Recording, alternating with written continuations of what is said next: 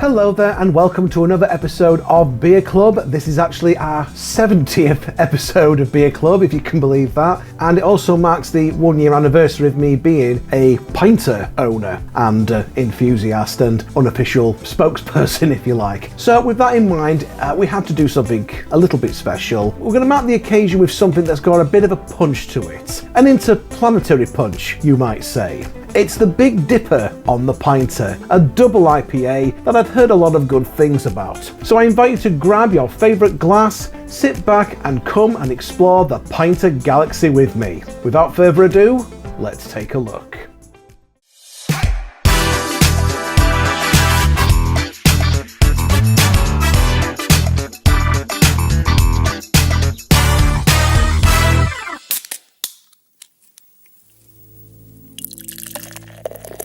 So first, let's do the unboxing. Everything is included here for a successful brew. There's the fresh press, there's the purifier, there's the fresh brewing yeast, and of course, this is another brew that comes with the additional hop oil. So this is a DDH IPA. Well, what does that stand for, you might be asking? Well, this is a double dry hopped double IPA, which means that it's going to be stronger and hoppier than some of the other IPAs that we've previously brewed. This isn't your daddy's brew. The previous generation were brought up on pints of mild or pints of bitter. I'd probably end up blowing my dad's socks off if I gave him a pint of this. So according to the packaging, this is the big sister of one of Pinter's other signature brews, the Space Hopper, and this promises to be bold, punchy and hoppy, a galactic tropical hit of peach, mango and pineapple.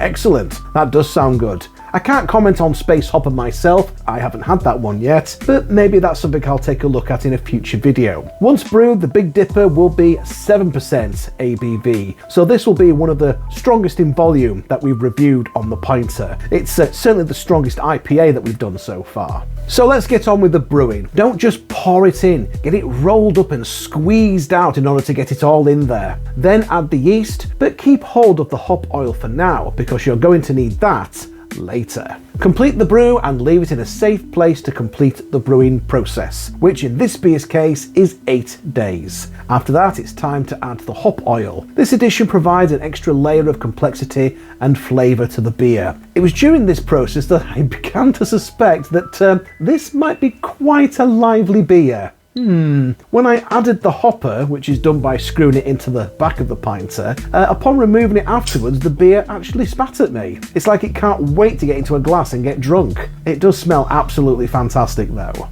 After adding the hopper and screwing the cap back on, remove the Pinter from the brewing dock and wash this out thoroughly. Again, as you can see, it is quite lively. Clean and dry off the Pinter, put on the cover and the tap, and then pop it into the fridge for the conditioning process, which is another 7 days. I think this might be the longest time that we've had to make a brew on the Pinter, so here's hoping that the wait was worth it. So upon the first pour in my pub Shed the Mabbers Tavern, it was clear that the Big DIPA was, just as expected, quite a lively beer. The initial pours were quite foamy, as if the beer itself couldn't wait to be enjoyed. Now, oof, sweet. Yeah, that's that. Should we do a take two?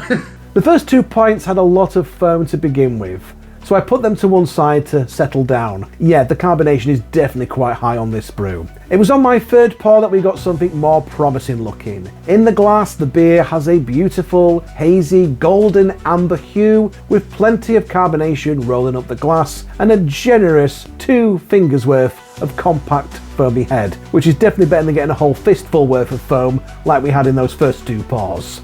Let's go on to the aroma, which was an enticing bouquet of tropical fruits with dominant notes of mango and peach, complemented by a lovely hoppy presence, as you might have expected. The scent alone promised a delightful drinking experience. Tasting the Big DIPA was a revelation. I did have high hopes for this, I'd heard a lot of good things about it. I have to say those hopes have definitely been realised. The flavour profile was robust and juicy, adding bold tropical fruit notes with a hint of bitterness from the hops. It does have a kick to it, but it isn't overpowering at all. It's lovely and smooth and it leaves a great mouthfeel. Overall, this has a good body of beer that manages to strike a perfect balance between strength and drinkability, making it ideal for various occasions. Yes, Despite its high ABV, this is actually quite a sessionable beer, which is quite dangerous when you think about it. So don't let the liveliness of those first couple of pours put you off. The Big DIPA is definitely a winner in my book.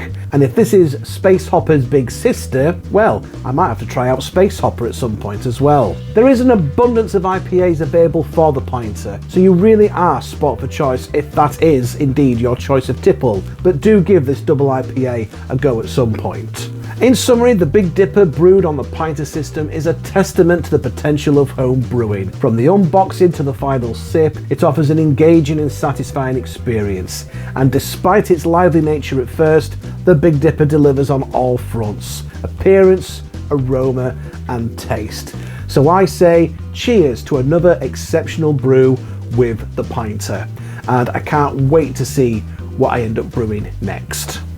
In the meantime, if you have enjoyed this particular video, then please consider leaving a like and a comment, and do feel free to check out some of my other videos.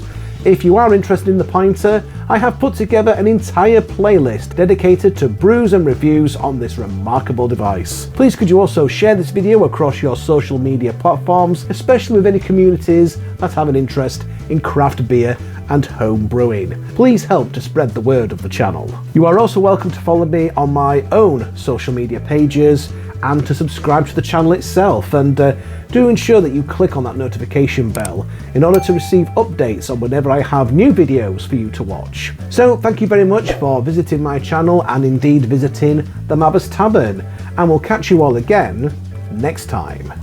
Cheers!